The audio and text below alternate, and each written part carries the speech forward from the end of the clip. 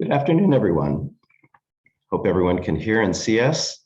I'm Scott Pinsky, the chair of the Marin Coalition. I'd like to welcome you to our last presentation of the season. We're delighted you're able to join us. As most of you know, the Marin Coalition is an all-volunteer nonprofit public affairs forum based here in Marin County. We welcome all viewers. Our presentations on Zoom are free, and we invite you to become a member of the Marin Coalition by visiting us on our website at marincoalition.org. This is the last program of the season. As I mentioned, we will begin back in the fall with programs that might be online, might be in person, might be a combination of both. That remains to be seen. We've been fortunate to be able to stay with you this entire season virtually online, but we hope to get back to our ordinary format of luncheon meetings at some stage in the fall. So stay tuned for that. I'd like to go straight to our program since we have no future programs to announce at this time. Last technical note, before we welcome the Congressman for today's program, if you have questions that you would like to submit to us, please do so by going to the Q&A tab in your Zoom window and type your question in. We will see those and get in as many questions for the Congressman as we have time for. And lastly, if you'd like to see a live transcript of the event, go back to the bottom of the window and click Start where it says Live Transcript. I believe that's the technical manner to do that. Well, today we are pleased to welcome Congressman Jared Huffman to our platform for what I believe is the first time. Representative Huffman's 2nd congressional district spans the north coast of the state from the Golden Gate Bridge all the way to the Oregon border and includes Marin, Sonoma, and 4 other counties. He was first elected in 2012. He serves on the House Committee on Natural Resources, the Committee on Transportation and Infrastructure, and the Select Committee on the Climate Crisis. He now chairs the Natural Resources Subcommittee on Water, Oceans, and Wildlife, and founded the Congressional Free Thought Caucus to promote sound public policy based on reason, science, and moral values. During his 4 terms in Congress, Representative Huffman has built a reputation as a progressive leader and an environmental expert. He's committed to ensuring our communities are resilient to the effects of climate change, including wildfires and droughts. He's been instrumental in defending America's coastlines from offshore oil and gas drilling, introducing legislation to protect the Pacific and Arctic oceans as part of a coordinated effort to protect the ecosystems while reducing our unhealthy dependence on fossil fuels.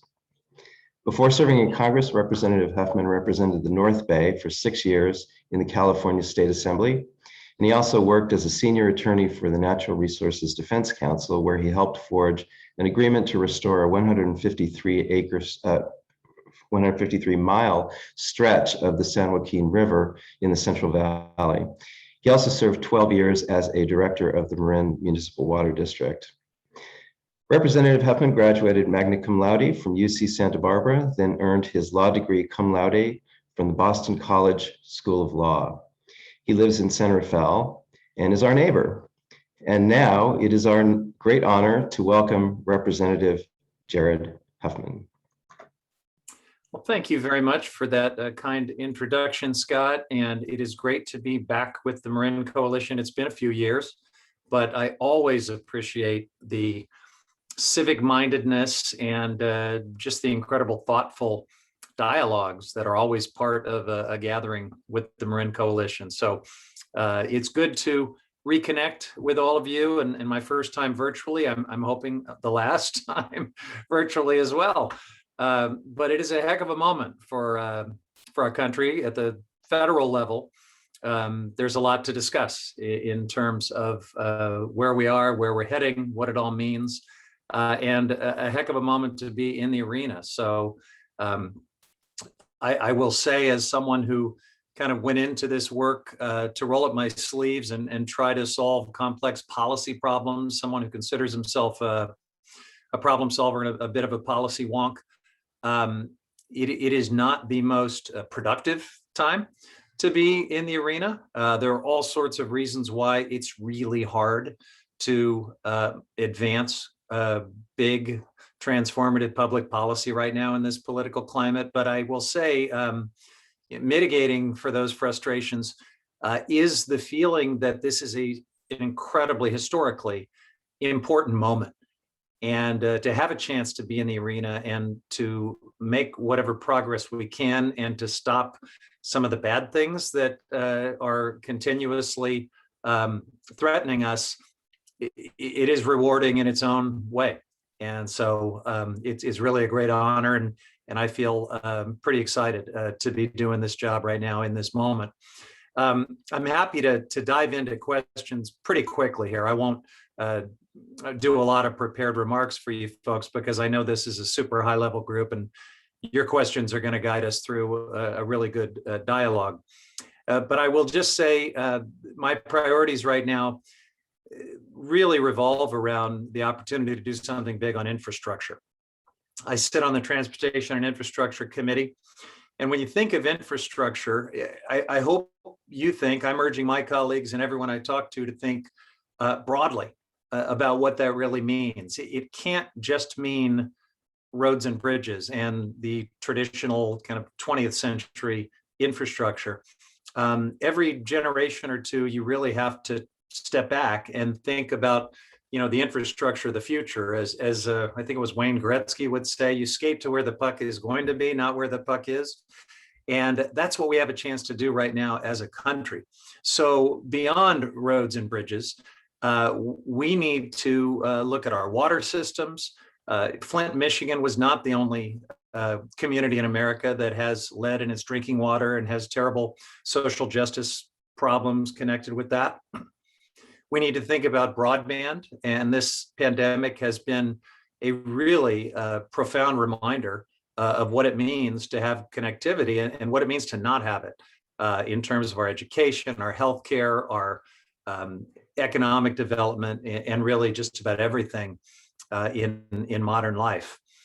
I think maybe most important of all, we need to think about the transformation to clean energy and the decarbonization of our economy. We've just come through this incredible forced experiment of what behavioral change can do to greenhouse gas emissions. And I think, many of us have wondered, how much behaviorally can we do to meet our greenhouse gas reduction goals? Well, the answer came over the last year and a half when we, much of the world basically shut down. You're never going to see that kind of behavioral change in such a short order. And our emissions were reduced about 7%, which is significant. But the IPCC tells us we need to do better than that every single year on a compounding basis between now and 2050 to have a chance of preserving a livable planet. So the lesson there, the takeaway, is behavioral change alone isn't going to get us there. We have to look at the embedded emissions in our infrastructure, and that's why this comes back to the infrastructure conversation. The way we move people and goods, the way our buildings contribute to this problem, our heavy industries, all of it has to be transformed in short order. And so this is probably the best chance we're going to have, maybe the last chance that we're going to have to do big and bold things to set that transformation in motion. And I'm working on that in a big way on the Transportation and Infrastructure Committee with legislation that addresses the water side of infrastructure, with a bill that would electrify our postal fleet, the largest civilian fleet in the world. And I believe something that could help, really jumpstart the electrification of the transportation sector if we get it right. And there's a lot more that we're working on. So I think I'll just leave it there, Scott, because I know you're going to have plenty of questions, and I'm happy to dive into whatever is on your mind today. Very good, thank you. Congressman, you're right. We do have questions, and I'll start off with one that goes right into the topic you were talking about. This is from Paul Primo, a member of our board here at Marin Coalition. By the way, I apologize if I misspoke about your prior experience here at our podium. I didn't realize that you'd been here before, and I only go back less than 10 years. So obviously that's predating me. It's been a while though. Well, we're pleased to have you back and hope to make this a regular thing. Okay, so Paul's question, our two major Marin water districts have serious drought amplified supply shortfalls. Costly water desalination may be inevitable, and federal government financing could be essential if such a project were to go forward. With all of the infrastructure spending being proposed, what are you going to do to promote federal funding support for such a supplemental needed water supply source for Marin? So very timely question. And as some of you may know, when I was on the water board, the MMWD board for 12 years, it's not like I wanted to go out and build an expensive desalination plant, but I had come to the conclusion that a contingency plan for an emergency desal plant that would only be used in critical drought years was probably inevitable for Marin. And I had put my neck out to try to advance that. Now, doesn't mean you stop working on water recycling and water use efficiency and the other things that you prefer to do before you have to get to something like that. But I do think we are all going to be on pins and needles this fall. We'll get through this summer, even though our reservoir levels are really disturbingly low if you've been out to the watershed. And even though we've been cut back by Sonoma County Water Agency, which in central and southern Marin is about 20 to 25% of our supply. In Novato, it's about 70% of the supply. Those cutbacks are going to complicate things, but we'll get through this summer. My concern is if it doesn't rain in the fall and the winter, that's when you are in a world of hurt. And that's when you hope you have something in your water portfolio that can provide some wet water to get you through. So what am I doing about it? I've got a bill called the Future Drought Act that we've been working on for several years. It was essentially open sourced. One thing I've found working most of my adult life in water is at the federal level and to some extent at other levels, big water decisions are often made in a less than transparent manner in backroom deals where very powerful, well-connected folks call the shots and just kind of try to jam it through in ways that are often zero sum, that pit regions against each other, that pit farmers against fish and urban against rural. I don't like that, and I don't think that's a durable way to make public policy. And so we just opened this up and went around listening to water managers all over the West, all over the country. And what you see in this bill is a big infrastructure package, several $1 billion of funding for things that don't require gutting our environmental laws, that don't pit one water stakeholder against another, really no regrets actions. And yes, desalination is a part of that. It's not going to make sense for every community. There are a lot of places where you have cheaper and more viable alternatives that you can still exhaust before you need to get there. A lot of places don't have a source of water to desalinate, of course. But for a growing number of coastal communities in particular, or others that might have access to, brackish groundwater and other sources, it is going to make sense. And federal support will be part of that legislation that I'm trying to make part of our infrastructure response here in the weeks ahead. Okay, next question. By the way, if I failed to mention this, if you'd like to add your own question to the Congressman, go to the Q&A tab at the bottom of your Zoom window, click on that, type your question in, and we'll look for that. Next, we have a question from David Guggenheim. Is there any reason to hope for progress in reinstituting the assault weapons ban as well as the registration of gun sales? Well, I'm definitely going to support that, have been supporting things like that for years. The question boils down to politics, primarily the politics of the United States Senate. And right now, even getting a floor vote on the non-controversial common sense universal background check bill that we've passed out of the House with bipartisan support is unlikely because of this anachronism from the Jim Crow era called the filibuster. I could talk a lot about the filibuster. I won't go too much into that, but I think a growing number of people are starting to realize this filibuster makes no sense. It's deeply undemocratic. It's not in the Constitution. Our founding fathers would be horrified at the whole notion of some extra legal, extra constitutional supermajority that basically stifles the majority will in the United States Senate.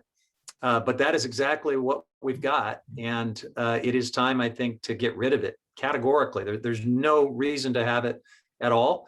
Only bad can come from having it. And, kind of true to its roots, true to its Jim Crow roots, it's being used right now to try to stop us from addressing this scourge of voter suppression and voter intimidation and other things that are going to compromise our election integrity in the years ahead if we don't stop it. So yeah, that's the case with gun violence and so many other issues. The filibuster stands between us and some helpful common sense reforms. Well, since you mentioned the voting situation, that leads us into the next question from Phyllis Metcalf. Why did the House rush to pass H.R. 1, the For the People Act, an omnibus bill covering voting rights, campaign financing, gerrymandering, et cetera, that has no chance of passing the Senate?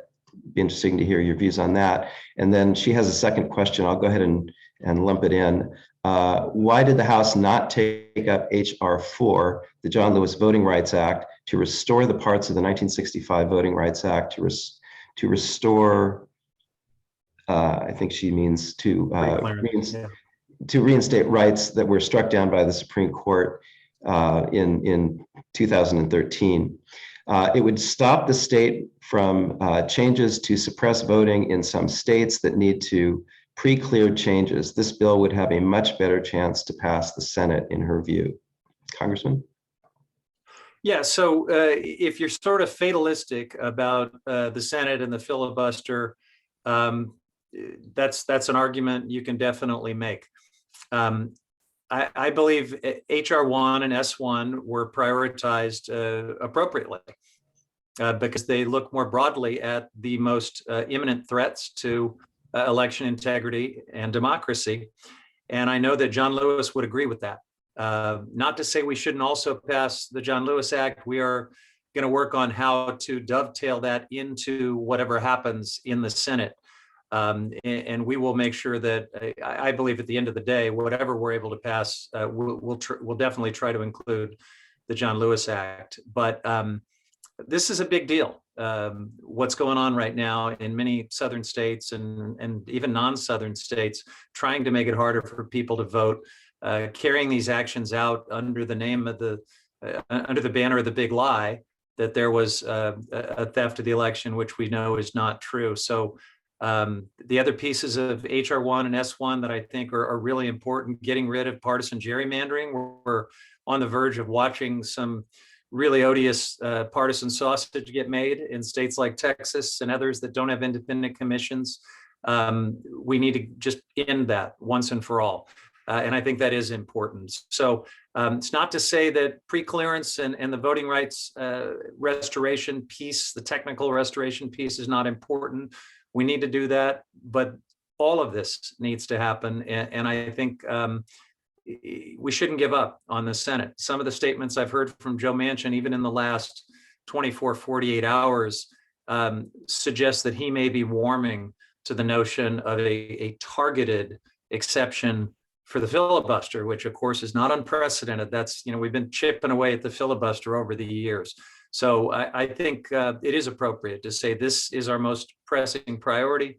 We're going to push it. We're going to create a maximum pressure campaign on Joe Manchin and Kyrsten Sinema and at least try to get this done. That's what President Biden is doing when he, as he escalates his own rhetoric on this, as he tags Vice President Harris to lead the initiative, which is going to be focused obviously on a handful of senators.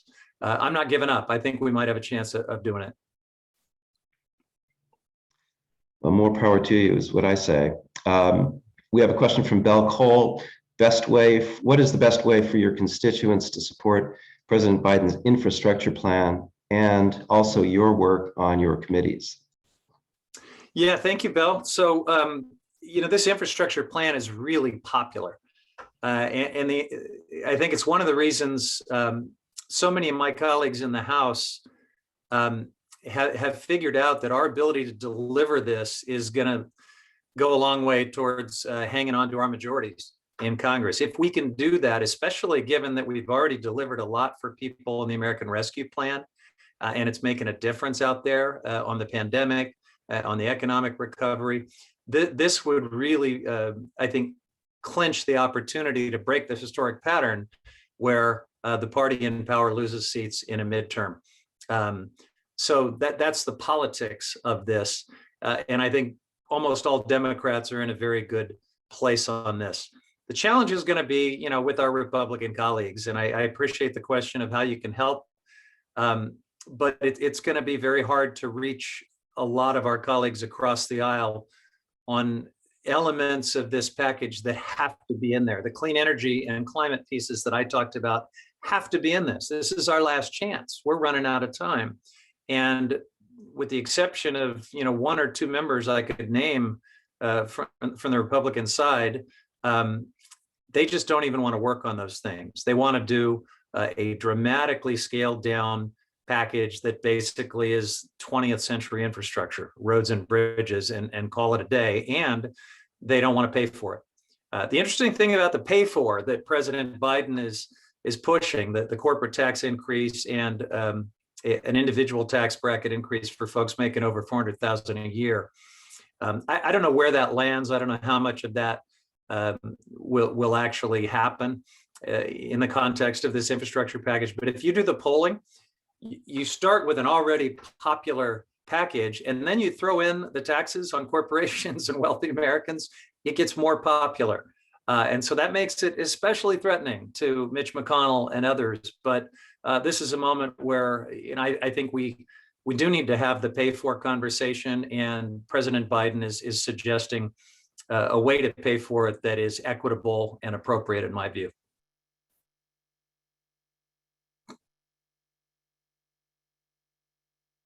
You're muted, Scott.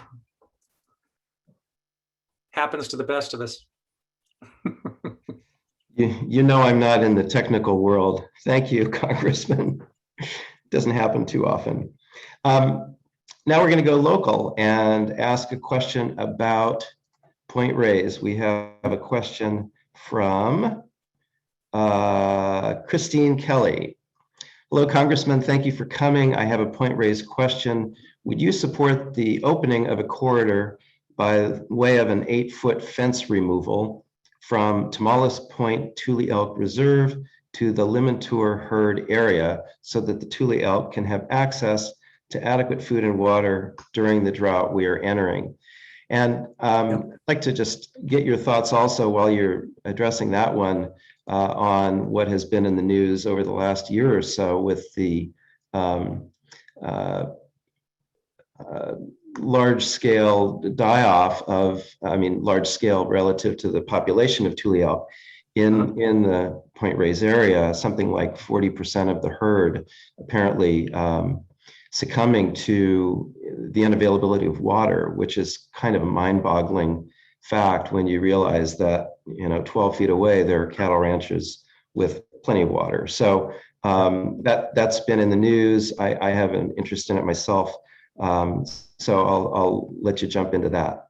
Yeah, no, I appreciate the chance to speak to that. So here's the situation. I definitely would favor relocating some of the animals that are behind the fence at Pierce Point into the other herds. And I have occasionally been frustrated by the complications that exist whenever you talk about moving some of these animals.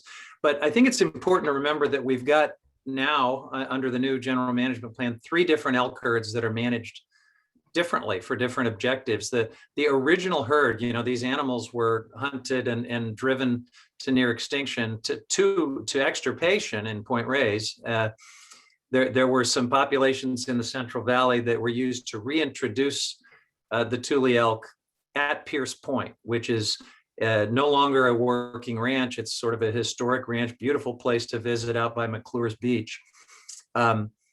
But it started out as a small experimental population behind a fence to see how it went.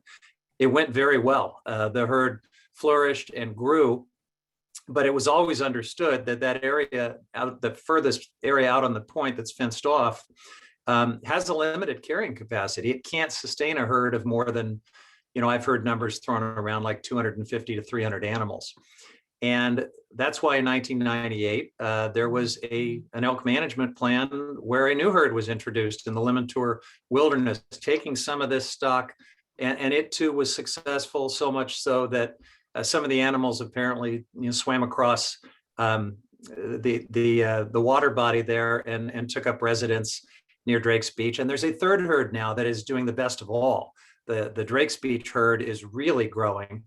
And that's because it has managed pasture from the organic dairies there. It's like a salad bar for elk, and they love it. So we would like the free range Limmentor herd to be bigger. It would be great if we could make some habitat improvements there. But the Pierce Point area is always going to have carrying capacity limits just by virtue of where it is and how it's set up. To take the fence down would basically say to that entire pastoral corridor there that has a couple of dozen ranches that you're going to have all sorts of user conflicts with the elk, and it's not consistent with the ranch management plan. But I think we can move the animals. When you look at the number of animals that existed before the population started to shrink, they were way beyond the carrying capacity that elk experts tell me exist at Pierce Point. I think there were over 400, nearly 500 animals. So it's important to understand about elk. The populations really do swing based on droughts, based on food. They're not lacking water right now. I've been checking in from time to time with the elk experts out there. What they lack is forage, and again, just the limited capacity of that area. I was out at McClure's Beach last weekend, and I saw a flowing stream that goes right through the elk preserve. So there is water to be had, and yet there's not enough carrying capacity. So you're going to see the population contract. You're going to see that happen with a lot of herd animals in this drought, by the way. It is not just the elk at Pierce Point. And you're going to see the Limmentor herd contract, and you will see even the Drake's Beach herd shrink maybe a little, but not much, because of those artificial food availability factors that apply to that herd. So that's a long-winded answer, Scott. I don't know if it speaks to everything you were asking about, but that's more or less everything I know. Well, thank you. And I do appreciate the information. We have a follow-up. Let me just throw this in. A question just came in as you were speaking, and it seems appropriate to add it into our discussion, even though it's out of order. Catherine Portman asks, what is the scientific basis for the carrying capacity statistic? And she cites an acronym here I'm not familiar with. She says the GMP says 120 elk. I don't know what that refers to. Yeah. And how is that number reached? Sure. Things are getting conflated and confused a little bit. 120 is the third herd at Drake's Beach. Okay, so remember, there's 3 different herds. And this can really get confusing because sometimes the media or the papers report about there only being 120 animals. They're talking only about the Drake's Beach herd. There is a herd that's significantly bigger than that, closer to 200 animals in the Limmentor Wilderness. And then the Pierce Point herd fluctuates pretty wildly, but has grown as high as over 400, close to 500 animals. And right now, because of that carrying capacity, is as you mentioned, about 40% down, which is not at all unusual in a drought year for elk under those circumstances. Okay, we have a question here from Roy Falk. And by the way, just FYI, we do not fact check these questions. We just read them in, so here you go. In view of the environmental degradation, water pollution, and destruction of the Miwok cultural sites caused by the cattle ranchers in the Point Reyes National Seashore, how can you justify your support for the ranchers?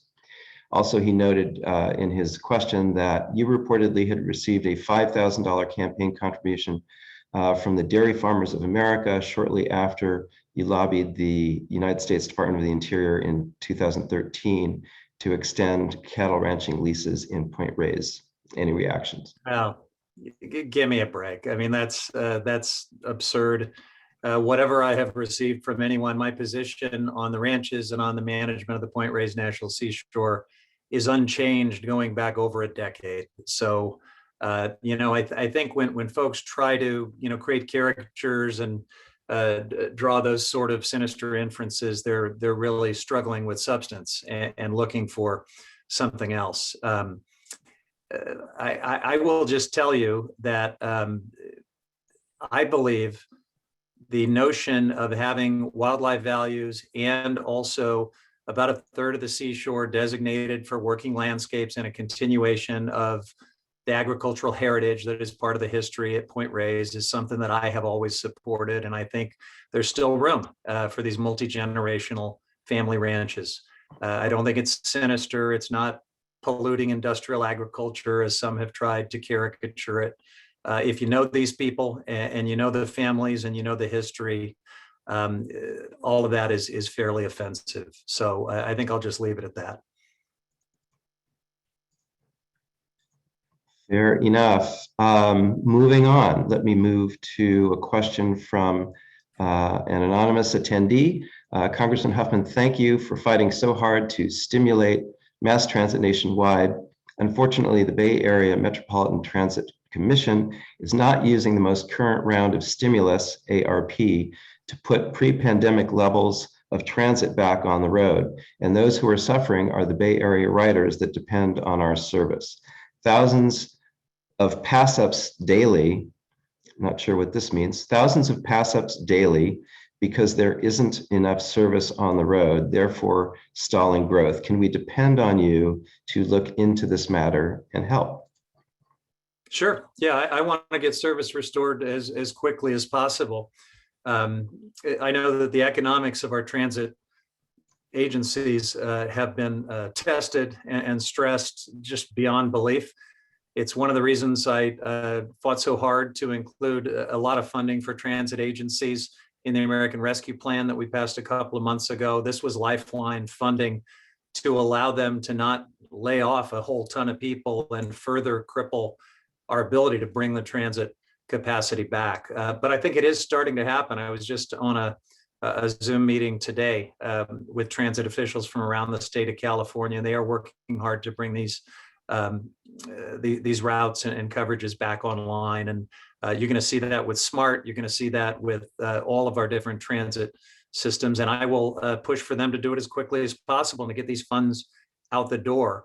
But it was triage. I mean, a lot of this funding that we passed was to prevent them from laying off, dozens and dozens of people that would have further crippled our ability to rebound as the pandemic ends.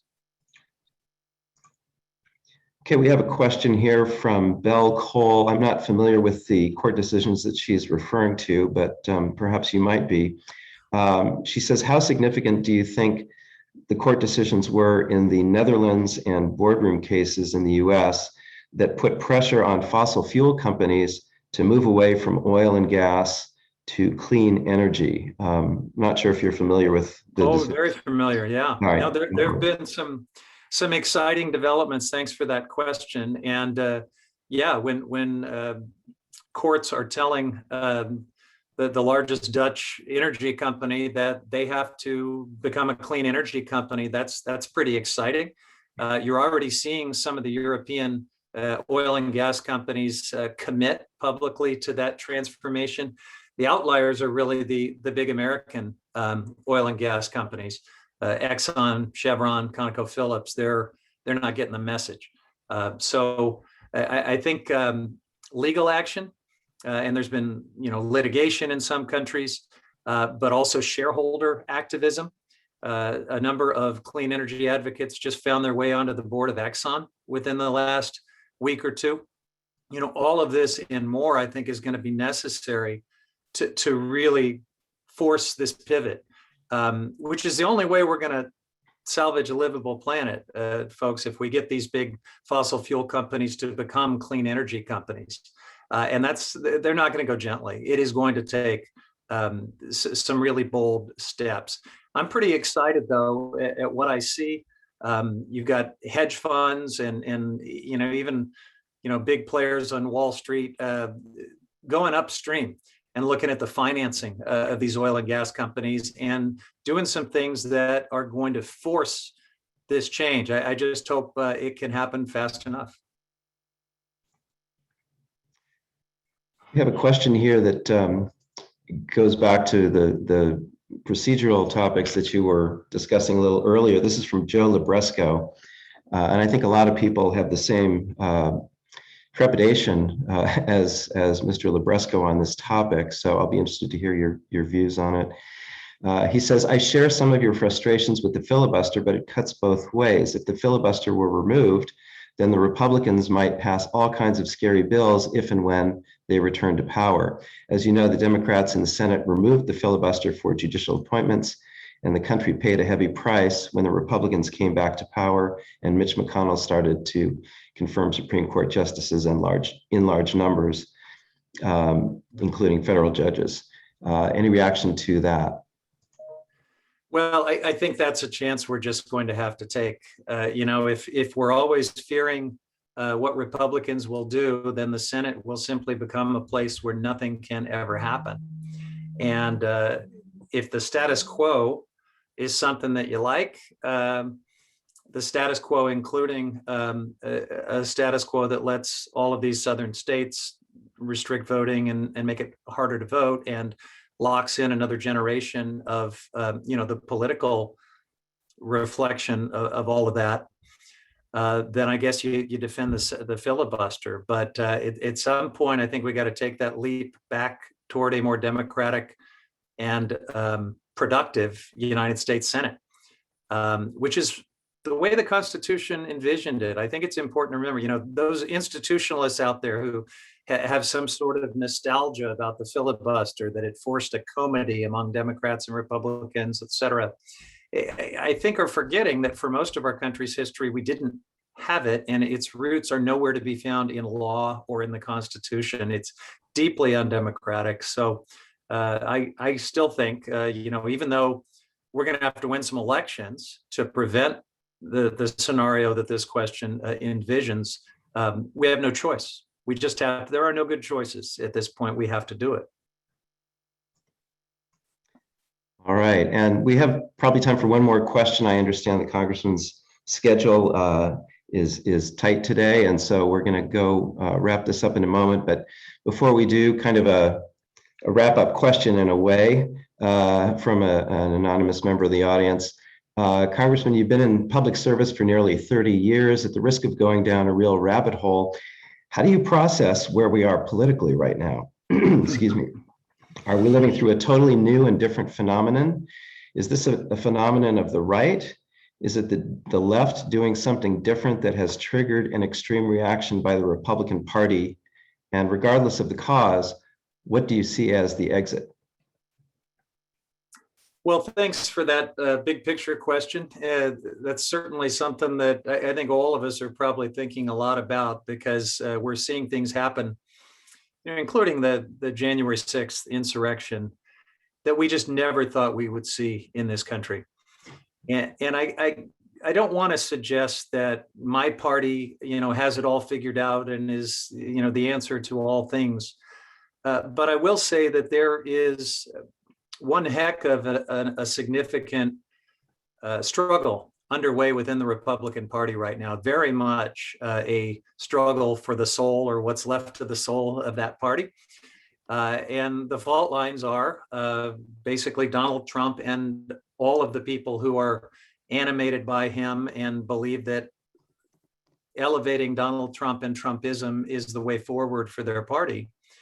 And the more traditional conservatives, like the Liz Cheneys, the Adam Kinzingers, who believe that is taking our country in a dark direction and taking their party in a direction that can't be justified by their historic values and principles, or even their sense of patriotism. So that battle is raging within the Republican Party right now, and it appears it's being won by the Trump forces. But it may take some time for this to play out.